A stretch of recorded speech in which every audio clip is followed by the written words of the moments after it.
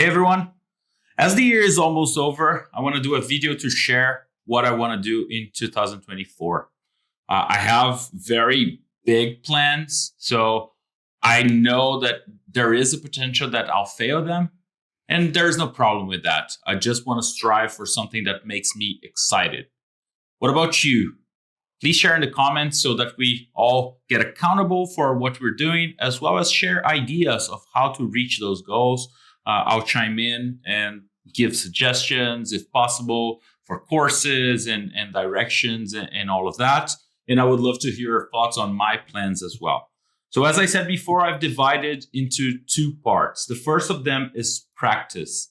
I haven't been drawing for a long time, and especially painting in watercolor. And that's something that I want to get back into. But I always wanted to do this and went to a very complicated route. I love landscape painting as well as environment design and drawing, architecture drawing. And that's too big of a task that when I look at my drawings, I don't like them very much and I tend to quit. My composition skills aren't there and all of that. So I want to try and simplify in 2024. I love trees and drawing trees and painting trees and vegetation. So I'm going to focus the first quarter of the year starting right now. I've already started this, focusing on vegetation, and I'll be doing a course as well as going through Gonzalo Carcamo's Schoolism watercolor workout to get back into watercolor and try to translate the knowledge into my vegetation sketching and all the way to trees and palm trees. I have a lot of great references that I want to talk about in other videos later on. And then for the rest of the year, I want to focus on something that if you've seen my previous videos, you know I love very much, but I haven't dedicated enough time to. That is drawing animals. I have some videos here on the channel drawing fish and drawing snakes and so on. So I want to get from there. Starting, I'm going to be using New Masters Academy as a basis, as well as Joe Weatherly's book and Schoolism material. So drawing felines, as well as the anatomy courses by Thera Whitlatch and the drawing workout by Ian McCaig. I'm going to do another video separately talking about my strategy and almost like a month by month structure that I'm going to try to do. Once again, I'll potentially fail to some of that, but if I complete around 75 to 80% of what I want to do, it will be a huge win for myself. So I'll share that in another video, probably early next year, so that if you want to follow along or if you want to plan to study animal drawing at any time, you have that information as well. The second part is theory. So I have been studying a lot of art history as well as biographies from artists and so on. I recently finished the one on Sargent. I'll have a link in the description.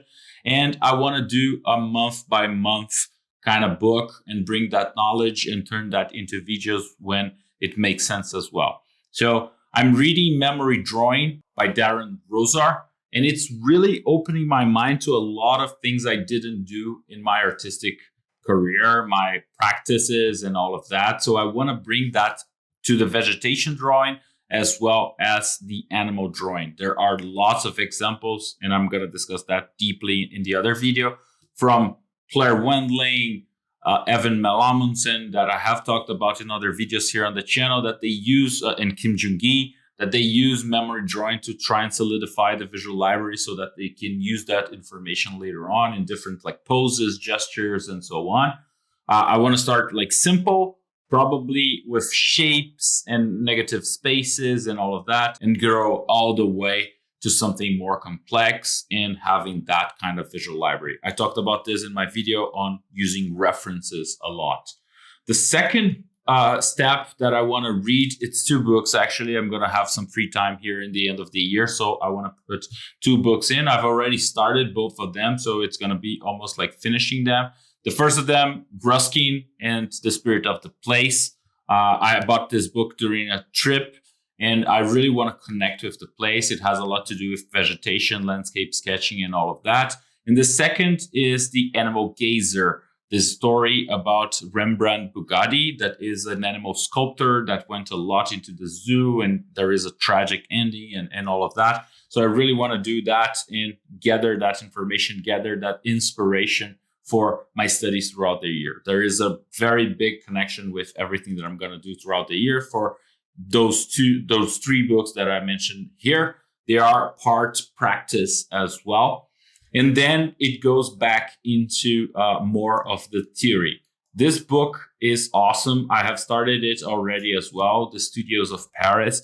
I've seen James Gurney mention it a lot.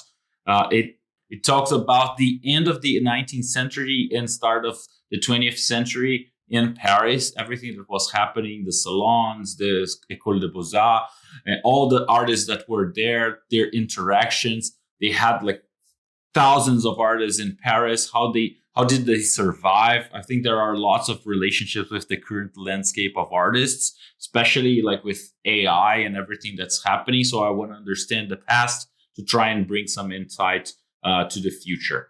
On the topic of Paris, I also want to read like Sorola's book and the Paris Years, try and understand a bit of the view of this artist of what Paris looked like. I'm going to dive deeper into academies and try and understand a little more the thought process behind. And one of the biggest like teachers from this era, that is Jean-Léon Gérôme. Then I'm going to read The Orientalists. This is a very rare book and hard to find. I was happy to get a copy lended from a friend, a very good landscape artist here in Brazil, Alexandre Heider. And I'm very fortunate to have read this in the past, and I want to reread it. I think there's a lot of information to bring on videos. That's why I want to go through that again.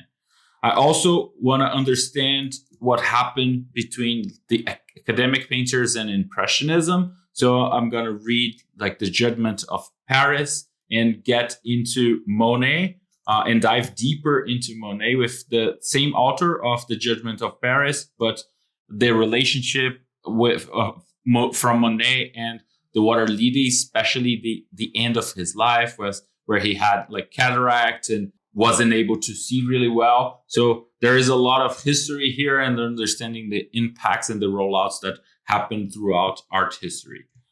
Then I'm going to jump into Alma Tadema. I love this artist. I love this book. This is the catalog from an exhibition on his life's work. I'm going to have all the links in the description as well. So if any of you want to follow along or chime in if you read these books, it will be great information for me. I love the historical paintings and the settings and the use of museum materials to really populate his scenes, and even the influence he had on like Ridley Scott and early epic historic cinema and all of that. And that will create a lot of knowledge as well as content here to discuss. Alma Tadema was an influence to Klimt, so I want to dive deeper into the influences that inspired Klimt, and I found this catalog from an exhibition at the Belvedere Museum in Vienna. So this is going to be awesome as well to dive deeper.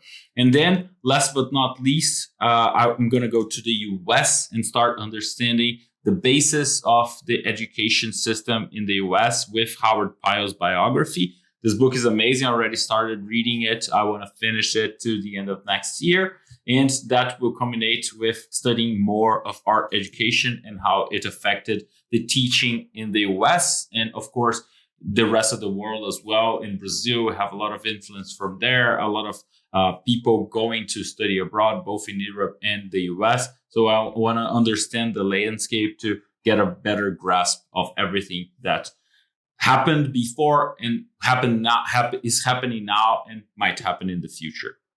So yeah, just a quick summary.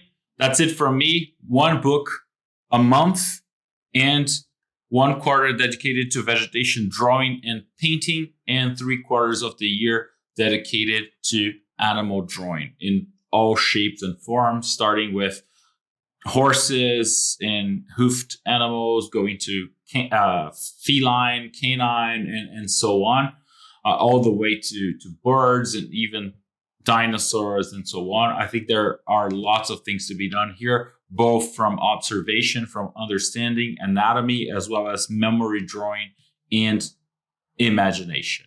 So that's it from me. I hope you enjoyed. I hope it inspired you as well to create plans. We still have some time to go. And even if you start like later in January, there's no problem. It's not supposed to be that those things like with a very strict checklist. It's just an inspiration. A lot of things I want to do. I might change this. I might change the order of the books. I might change to another book. I might add things here and there. Life might happen and things change in terms of practice. I might have more time or less time. So a lot of things can happen. What about you? What do you want to do? I would love to see in the comments, and have a great new year. And I hope to catch up in a lot of videos next year as well. Thanks for everything so far. Thanks for staying to the end of the video. Take care. Bye.